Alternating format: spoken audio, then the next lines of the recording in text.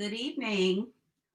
Welcome. My name is Sheena Collier, and I am the founder and CEO of Boston While Black, a membership community for Black professionals, graduate students, and entrepreneurs who are looking to create a thriving and connected community here in Boston, and really build a welcoming, inclusive city that honors the contributions and values the presence of Black people here in the city. I'm here tonight as a member of BECMA, or the Black Economic Council of Massachusetts, which is the chief advocacy organization for Black businesses across the Commonwealth. I'm proud to be a member, excited to be a part of an event like tonight, which is important to me because it allows me and other BECMA members and our partners to not only hear from our political candidates, but also allow them to hear from us. And as someone who proudly owns and operates a business in the 7th Congressional District, it's important to me that my Congresswoman is a champion for the causes that will help me to grow my business as a first-time entrepreneur, as well as grow my community. So thank you to BECMA and its partners for hosting this forum tonight. I'm looking forward to hearing the conversation, and I'll pass it over to our Executive Director, Shagun.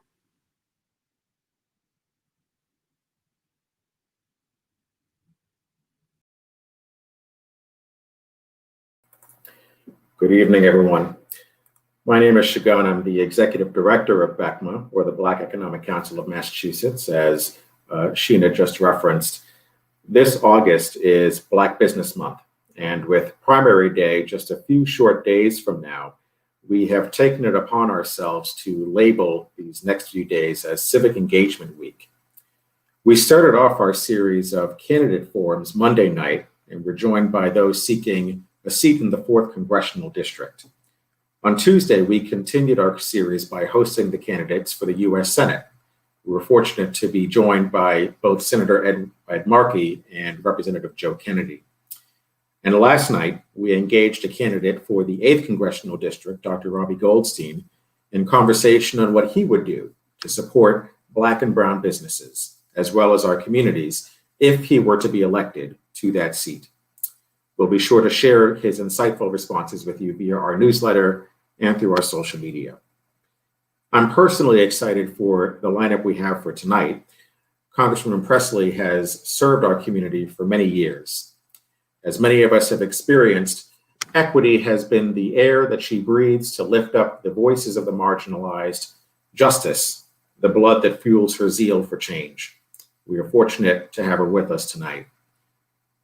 We meet at a moment this evening when business owners in my community are forced to decide whether they must remain closed for the health of their community or open their doors for the well-being of their families.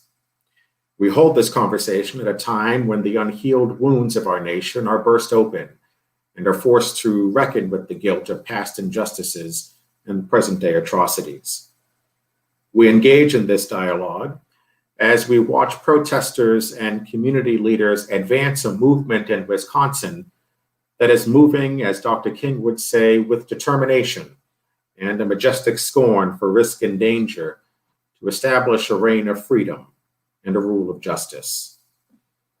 BECMA and its partners know that beyond the services we provide to our over 300 members across the Commonwealth, making sure that their voices are heard in city or town halls, Beacon Hill, and even Congress are crucial to ensuring that our issues are addressed in long-lasting and meaningful ways.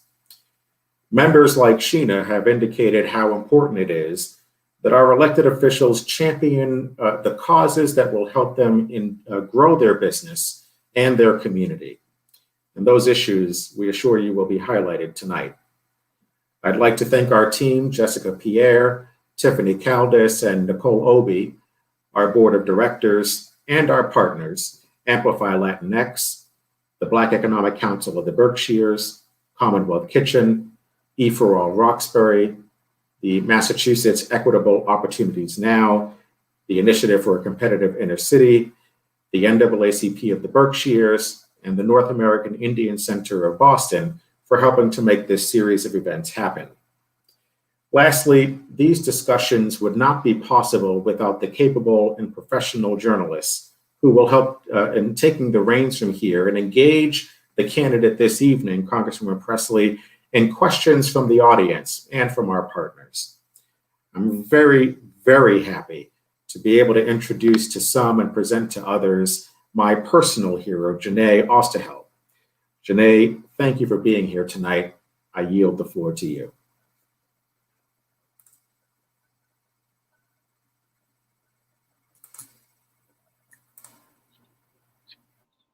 Hi, I'm Jenee Osterheldt, Boston Globe culture columnist and resident troublemaker. Welcome to our final night of Civic Engagement Week, where this Black Business Month Congressional Forum will feature the dynamic, bold, beautiful, and brilliant Ayanna Pressley, the People's Congresswoman repping the 7th. Thank you, Shagan.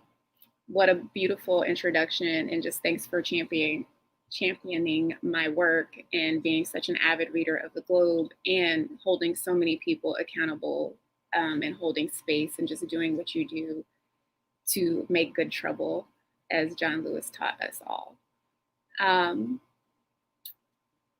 You know, this has been a really hard week for all of us. And we are on the eve of August 28th. August 28th, a historical day for Black Americans and for America, period. You know, August 28th, 1963 was the first March on Washington. August 28th tomorrow will be the next March on Washington. August 28th is when Obama first accepted the presidential bid from the DNC. August 28th is when Katrina hit, and now we're seeing what's happening with the devastation in Texas and Louisiana right now with another hurricane. We're seeing what's happening in Kenosha and the way Jacob Blake was paralyzed. And the news coming out of Kenosha is so big, people don't know about Trayford Pellerin, who was shot at least 10 times, also in the back while walking away from police in Louisiana. So to be here with all of you and to be here with someone who inspires me so much, the Congresswoman, is amazing. And it's affirming and a reminder of why we need to be voting, why we need to be marching, why we need to be counted in the census. And I'm just so happy to be here and be part of this night. You know, the US House of Representatives is an important arm of American politics. It's the people's house, and currently it's the most diverse it's ever been in history. Representation matters. And on the day of George Floyd's funeral, I talked to the Congresswoman, and I was very sad and having a moment. And she said some amazing things to me that evening, but I remember her specifically talking about how we all talk about how diverse this house is. And we had to decide what that meant for us. Were we going to be on the side of healing and justice, or were we going to be on the side of complicity? Were we going to be on the path of eradicating structural racism and understanding that it is the most eminent pre-existing structural condition, or not?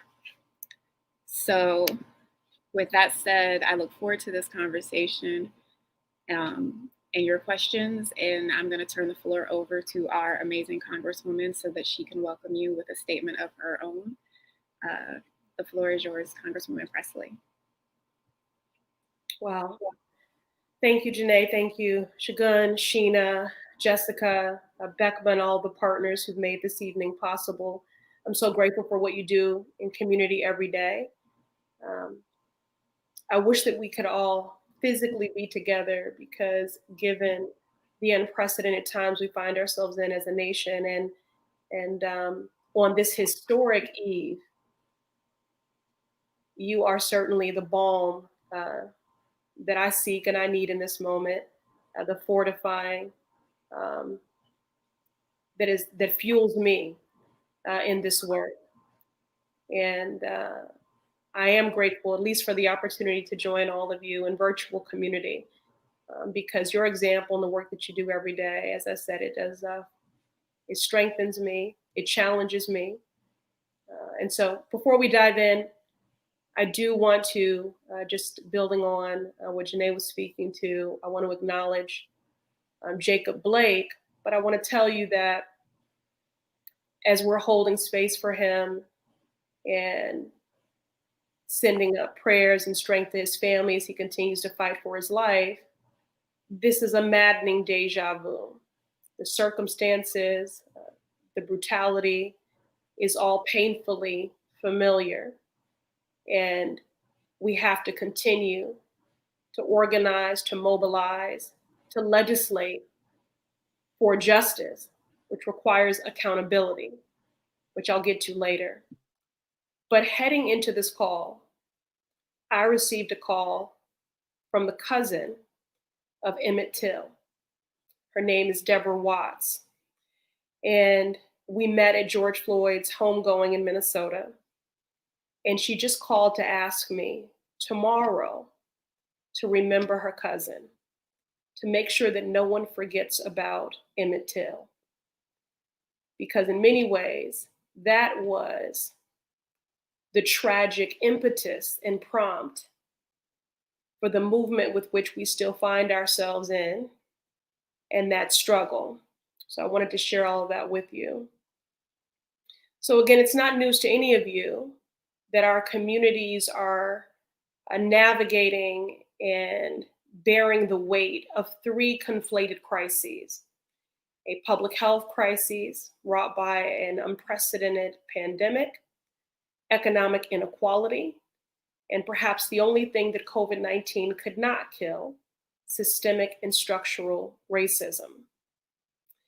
And so the challenge for lawmakers, the challenge that I seek to meet every day, is to meet the scale and scope of these crises with solutions that are at scale. Systemic problems demand systemic solutions, and for me, that has everything to do with policy. And these inequities and disparities and these racial injustices, we know are not naturally occurring. They are not new. The Massachusetts 7th is one of the most unequal districts in the country. I needn't revisit or enumerate the sobering statistics because you live them. But we do know that under this current administration and climate, that those hurts have only been exacerbated and further deepened.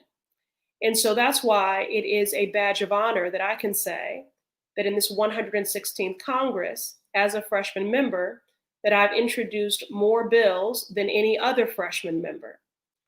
And this is what I went to Washington to do: to improve the outcomes, to change the legacy of the Massachusetts 7th Congressional District by partnering with all of you in the development of responsive legislation to address your challenges, but that also harnesses your ideas and your innovation,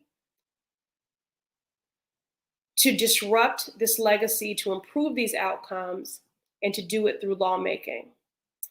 Because if the disproportionate hate, hurt, and harm that Black Americans has experienced can be legislated and codified through lawmaking, so too can equity and opportunity and healing and justice. So I'm looking forward to getting to the conversation, talk more about the role that all of you play as civic artisans and community builders and innovators and creatives and as entrepreneurs, as the backbone of our communities, and what I can do to better support you while we collectively seek to advance the work of racial, social, economic justice. This is why you are the people's Congresswoman. That I'm telling you, that call, this is the first time I'm saying it out loud that happened. It was minutes before this, and it shook the foundation of me. So Thank you for giving me the space to share that.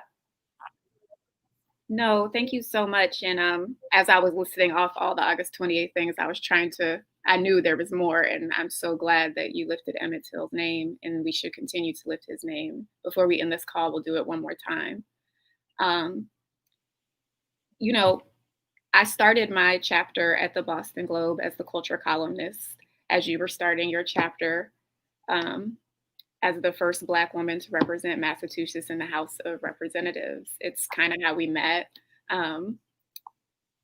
And it's been an extraordinary and historical and beautiful victory and struggle these last 2 years. And, you know, as you just said, you have introduced more bills and you've been out there doing the work.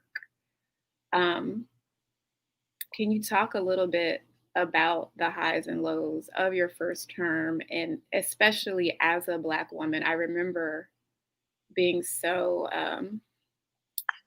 frustrated at how everyone was like, oh, Ayanna Pressley never smiles. Oh, she should smile more. She should smile more. And I'm just like, this woman actually smiles quite a lot. And to hear you talk is like every word is bold and beautiful and moving and balmy and healing. So it was just frustrating for you to be painted so flatly, and as well as AOC and Ilhan and Rashid, like the way it all happened. So to see you all four again back at the House, can you talk about that journey? Sure. And, yeah. So again, this is the most diverse and representative Congress in the history of Congress. More people of color serving than ever before, the largest Congressional Black Caucus in the history of Congress, an unprecedented number of women serving as well.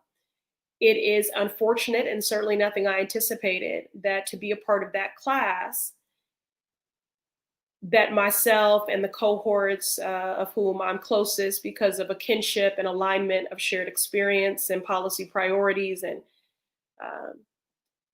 shared values, that our identities would be weaponized in such a way.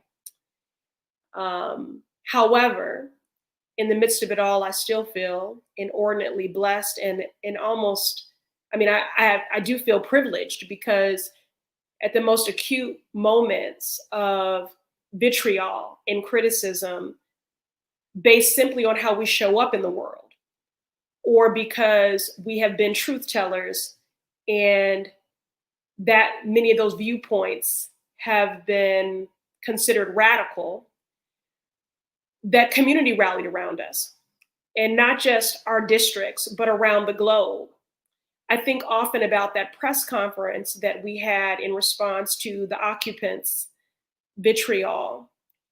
And that was the same day that Eric Garner's family was denied justice. So I'm intentional about being in proximity to the hurt, not just based on my lived experience, but for the people of the Massachusetts 7th Congressional District.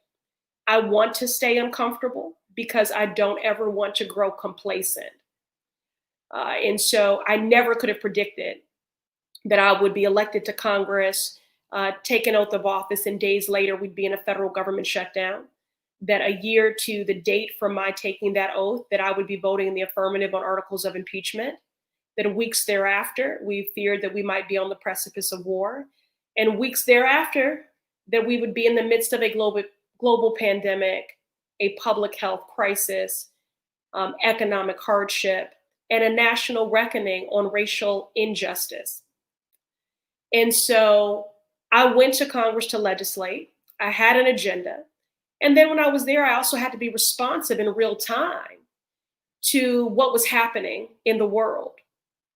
So the very first bill that I introduced was in the first 14 days, and that was a workers' rights bill, because in the midst of that federal government shutdown, I learned that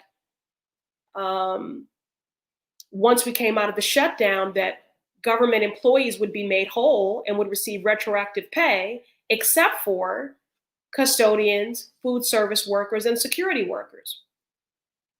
Some of our most vulnerable and marginalized, low income, women and people of color.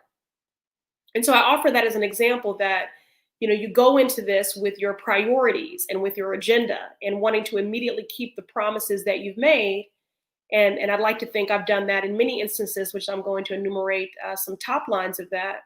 But you also have to be responsive in real time, to what is happening and how that is affecting your district.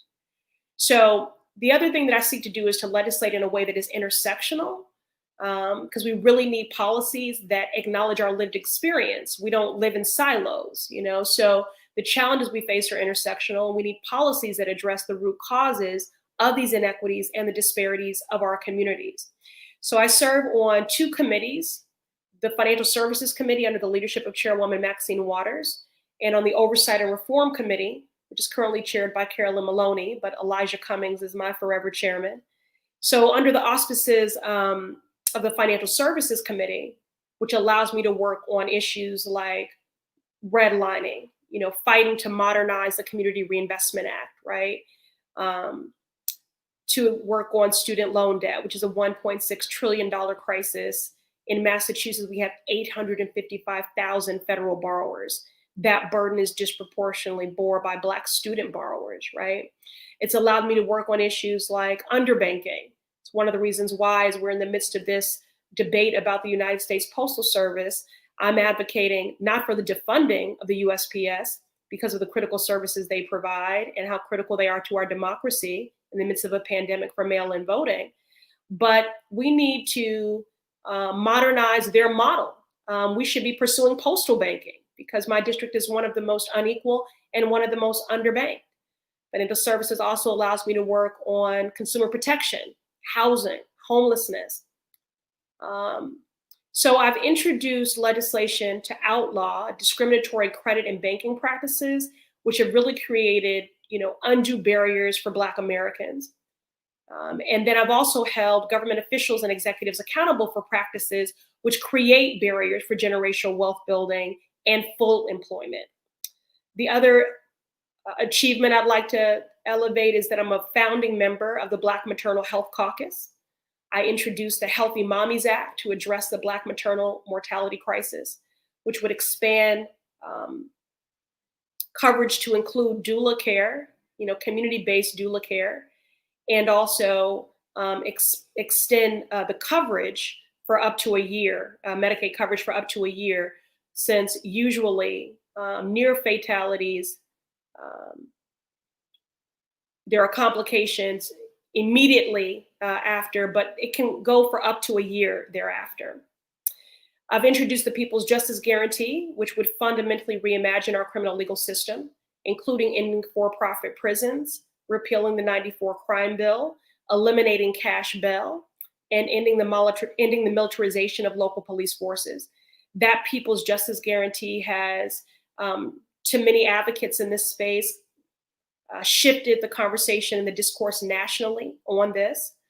I introduced the Ending Pushout Act to protect Black girls in our schools and to guard against the criminalization of Black girls in our schools. We know in the Massachusetts 7th that Black girls are 6 times more likely to be suspended, disciplined, or expelled, just simply based on how we show up in the world, how we wear our hair, how we dress.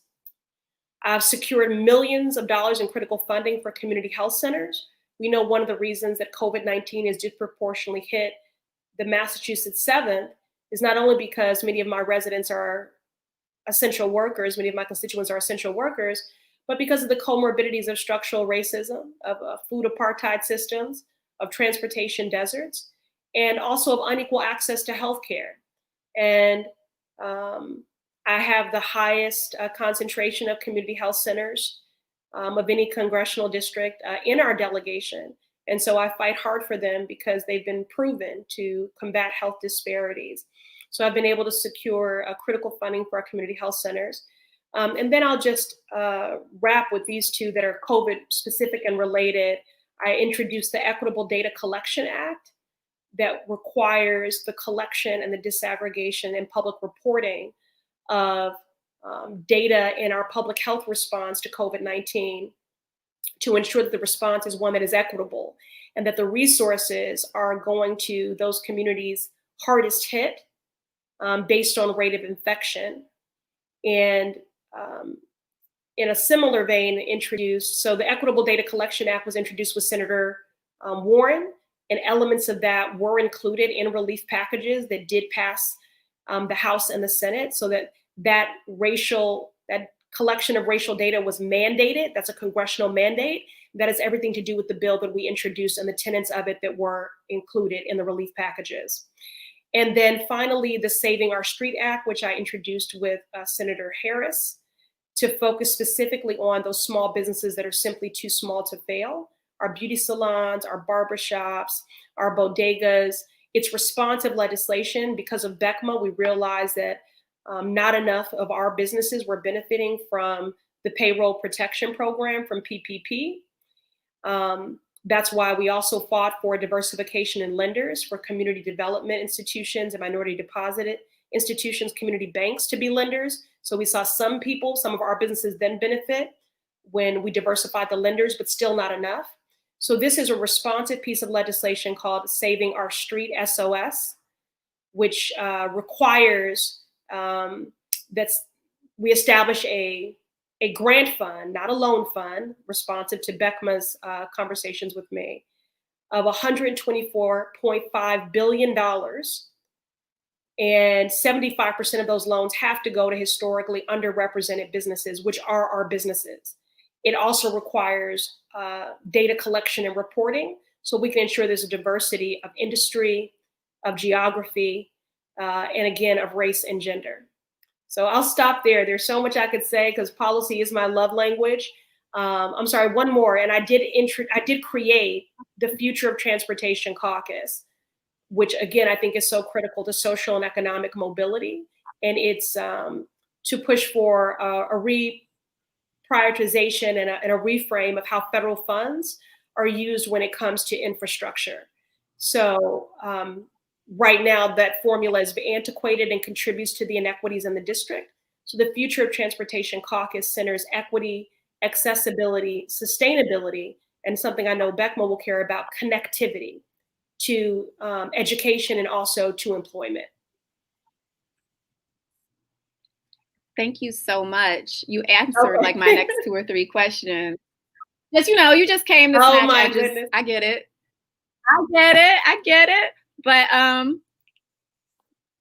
speaking of small businesses and SOS, the last time we spoke about that, we talked about how our businesses are the micro businesses.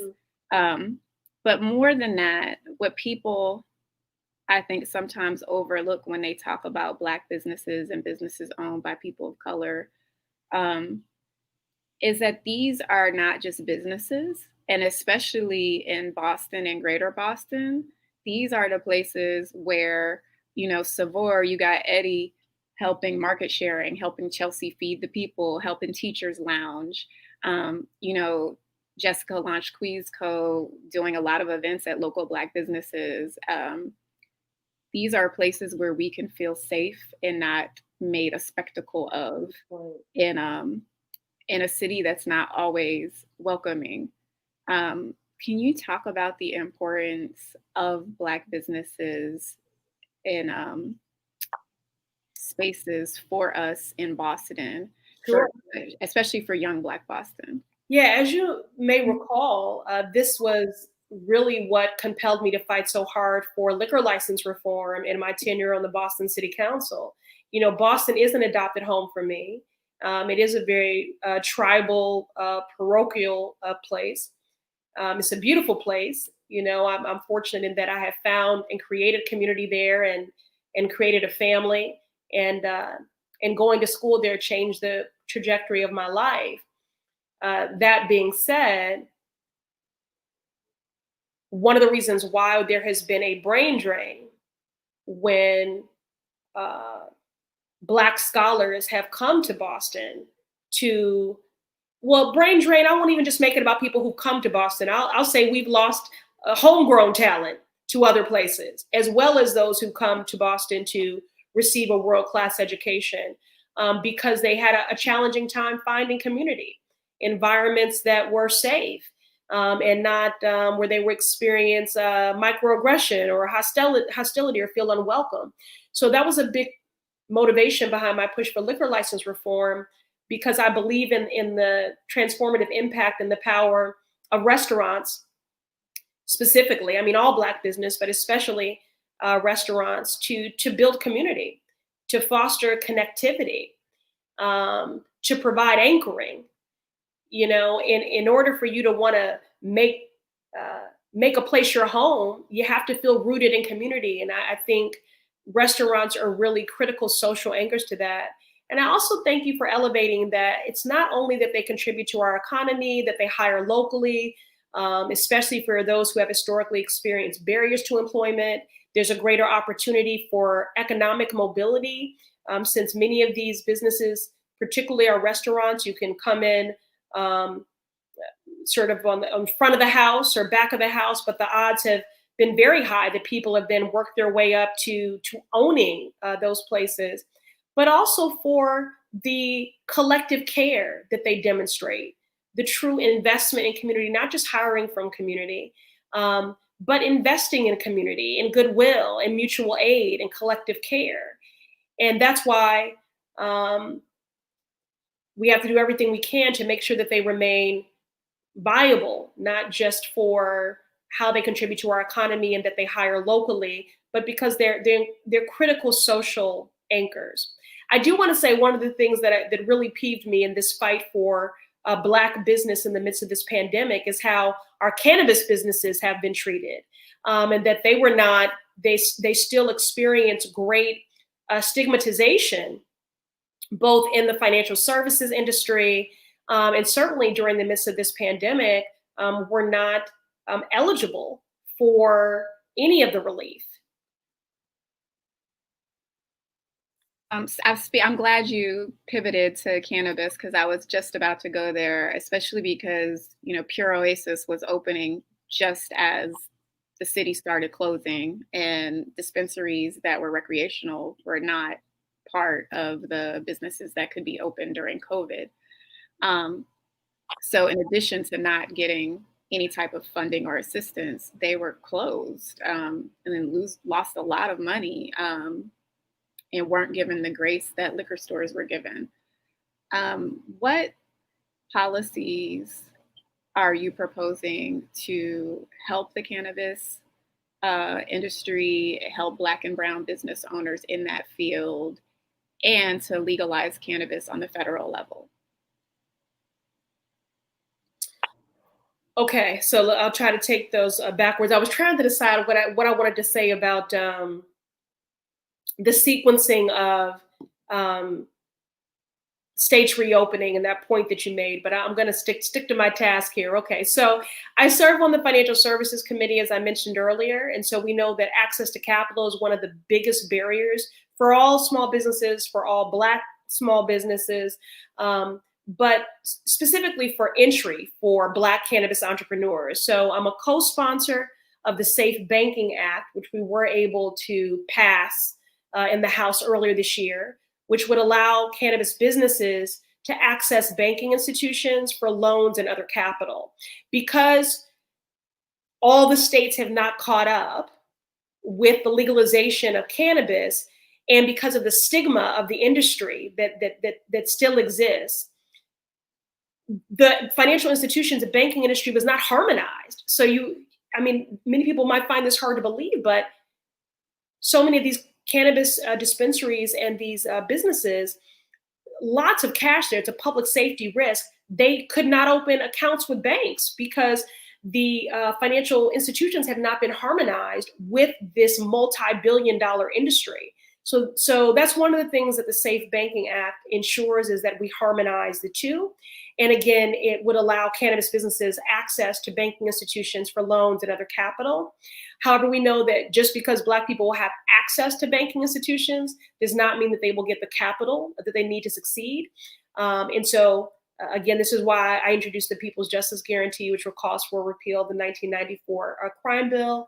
It's why we need further investments that will be set aside just for individuals who have been disproportionately impacted by the war on drugs. It's also why I'm an original co-sponsor of the MORE Act, which would do just that. It would incentivize states to expunge the records of incarcerated individuals for marijuana-related crimes. What we want is an equity and opportunity both in workforce and also in ownership. And as Counselor Jackson often said when we were in those early fights around the ballot question, which shout out to Shailene Title and EON, Equitable Opportunities Now, and Colby and all those folks. I mean, that question that passed, that was probably the most progressive ballot question in the country because it was the only one that was centering equity. And so we had a mandate from the people, but government was slow in their response to implement on that mandate. And so Counselor Jackson would often say that, you know, we can't have those that have been unjustly locked up now that this is a legal multi-billion-dollar industry locked out.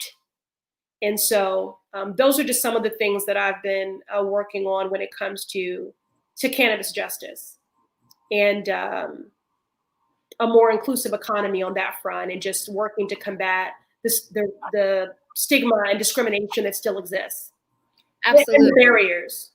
So many barriers, to your point, and to Jackson's point, just about being locked out and locked up. And it's just constant inequities at every level.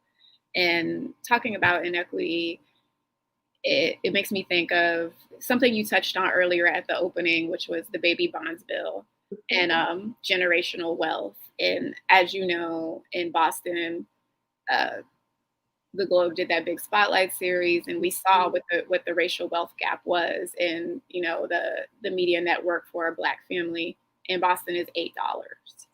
Can you talk about the importance of that bill and what generational wealth and the lack thereof and that gap does to the Black community, the Latino community, and the immigrant communities? I'm going to try to speak to, you know, it's like the most intersectional way, because again, none of this is standalone, right? So if you consider the number of Black households that are single female headed, and that Black women, what's the latest numbers there, Jenee? Is that we're making 64 cents on the dollar?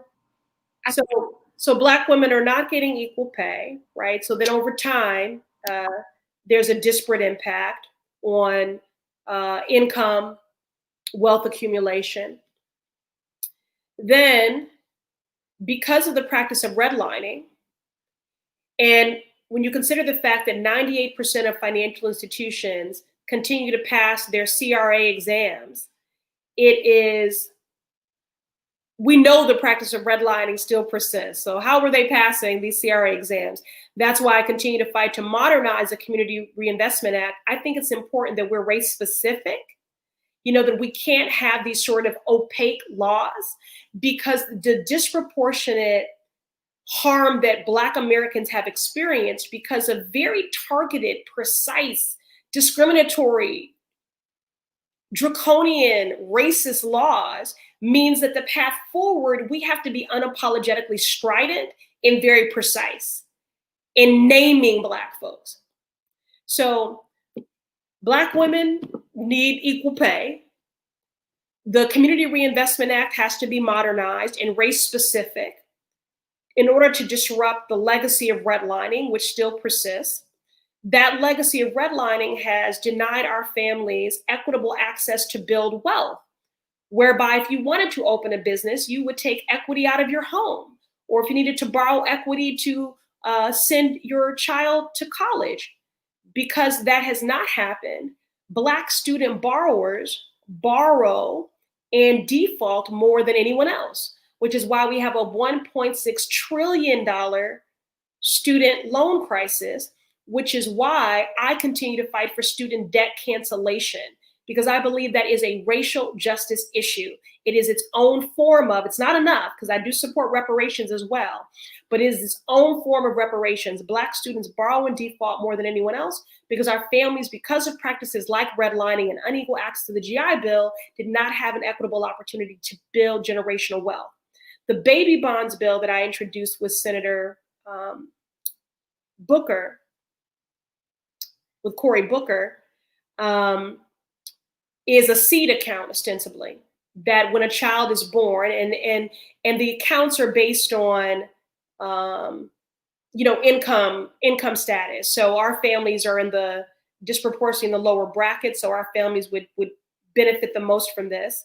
So when your child is born, there's a seed account that is established. That account accrues over 18 years, and then they have access to that seed account. And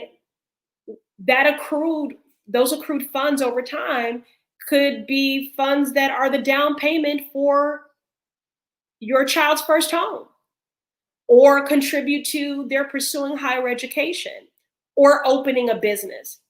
So I'll just list those things as an example of some of the racial justice policies that I've been pursuing when it comes to economic justice. And we've touched on economic justice, and we've touched on the pandemic quite a bit during this conversation.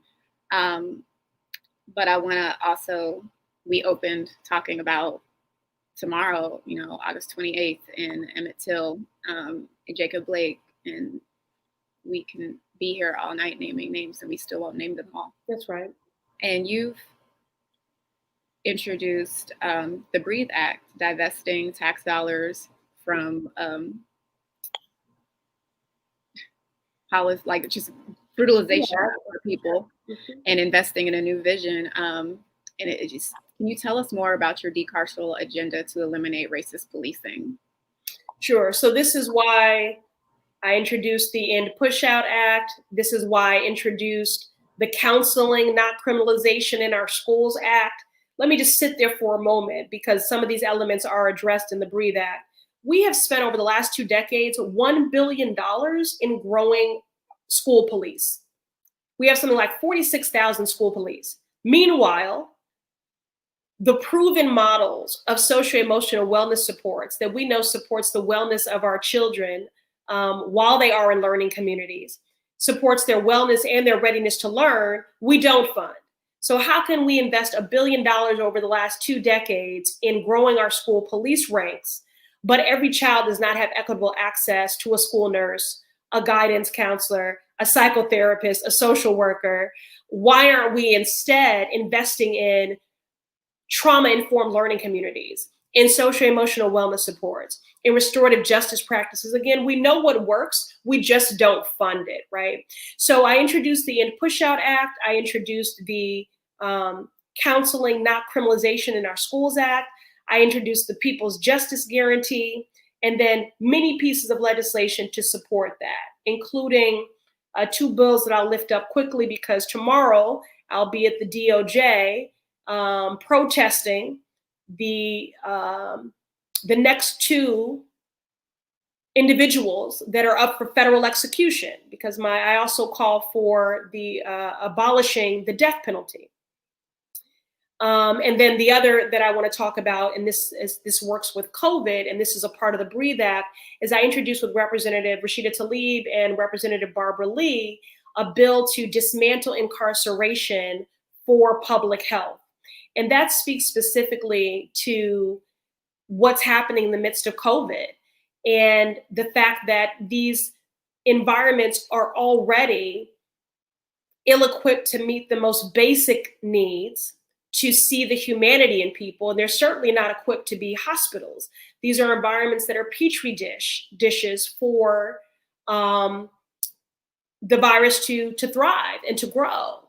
And so this bill that we've introduced, the Dismantling Incarceration for Public Health, is about everything from compassionate release and clemency and commuting sentences to the release of our most vulnerable. Something like 10% of our incarcerated are elderly with underlying conditions. They should be prioritized as compassionate release. Pregnant incarcerated individuals, which I can't even believe. I had to introduce a bill. That's another bill I introduced, justice for incarcerated moms. Why do we have incarcerated moms? Angela Davis reminds us that, people think social problems go to jail, but people go to jail. People with families from communities, and it is incredibly destabilizing. So we have got to center and prioritize decarceration especially in light of this deadly pandemic that has ravaged prisons, jails, detention facilities throughout the country.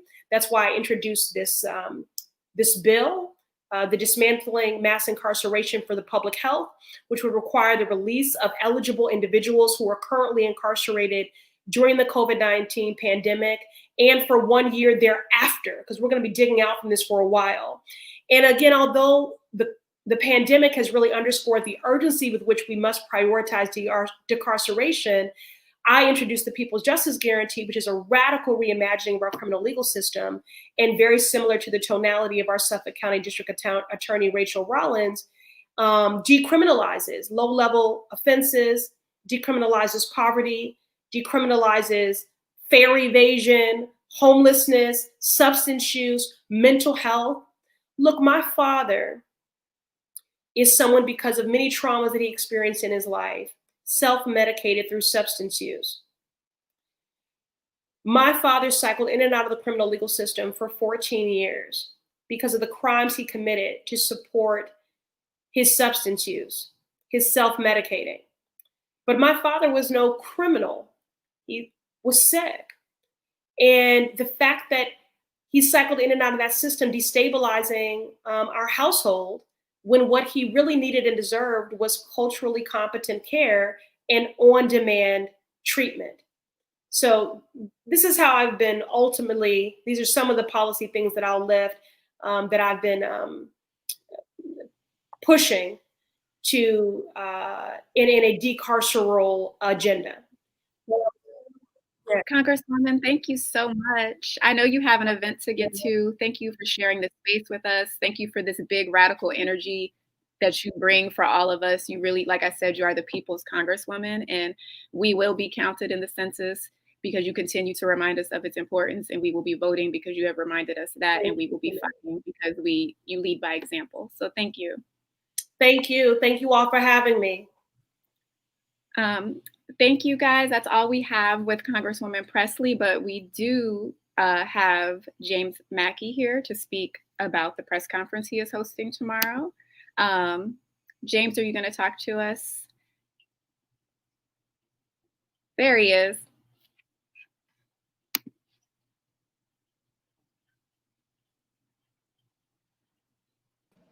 Can y'all hear me? Yes.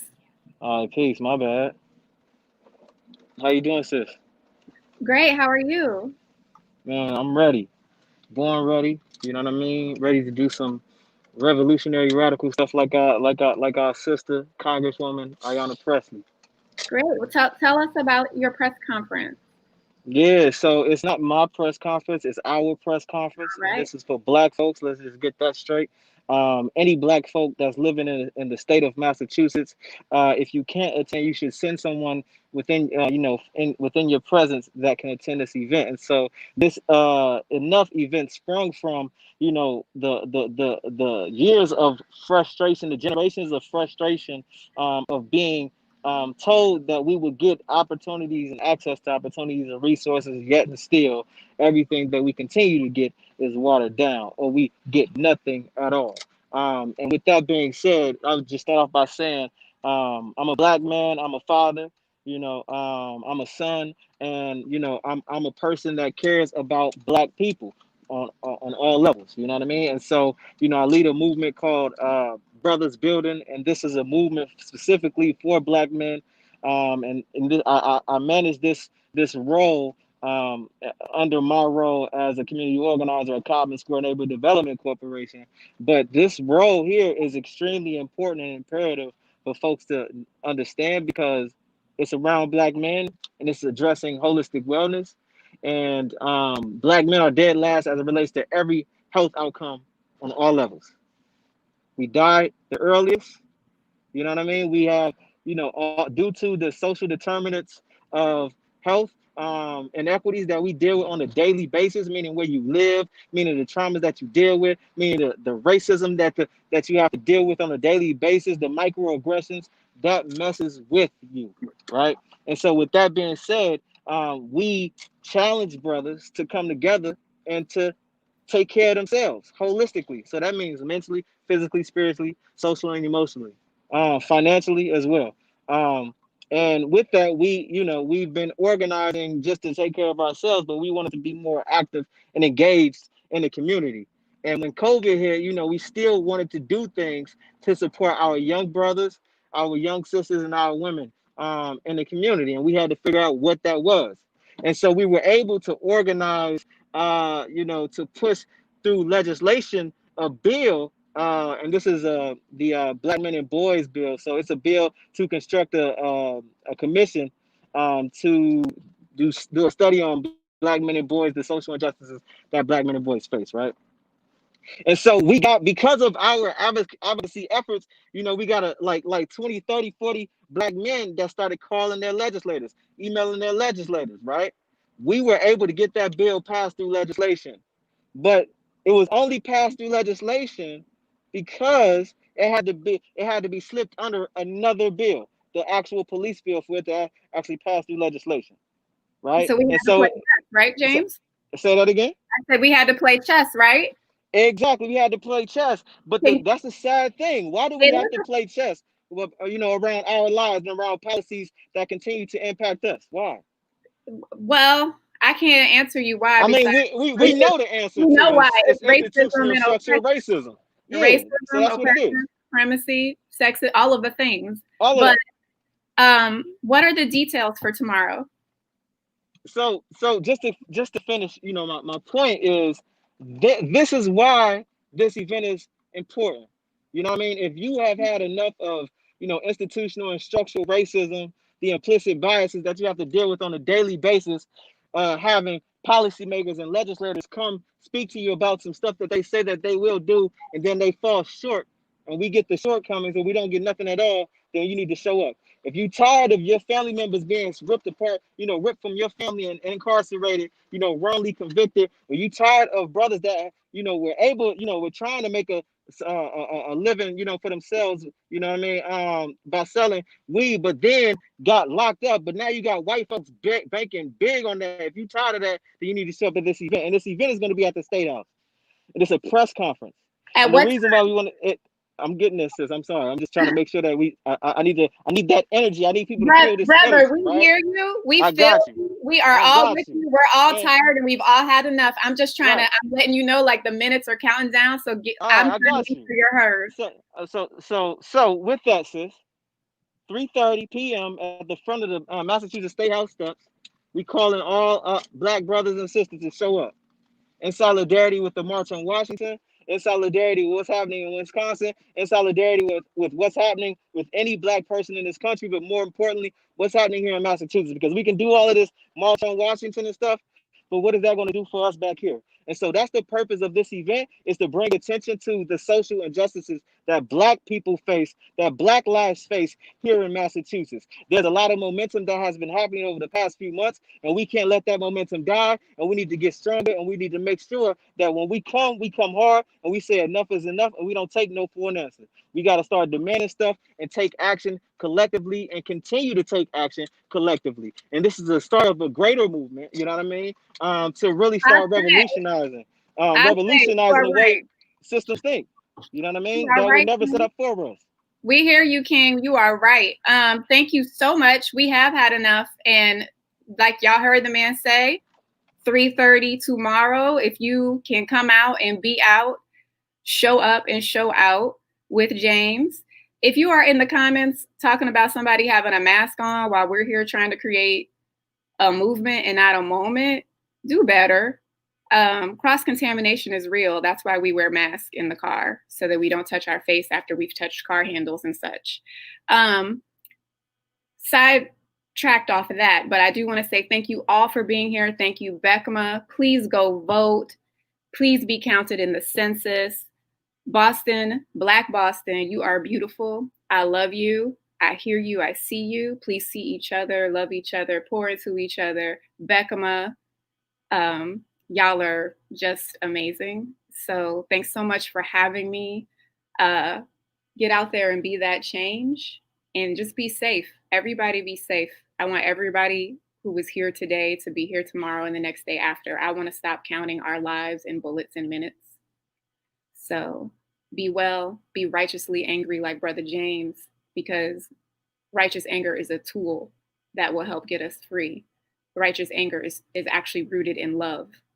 And that's how we play chess and get things done, even when all odds are stacked against us, even in a system that literally tries to eat us. You are love, you are beautiful. Our skin is not a burden. Supremacy is the burden, and we will destroy it. Thank you. Good night.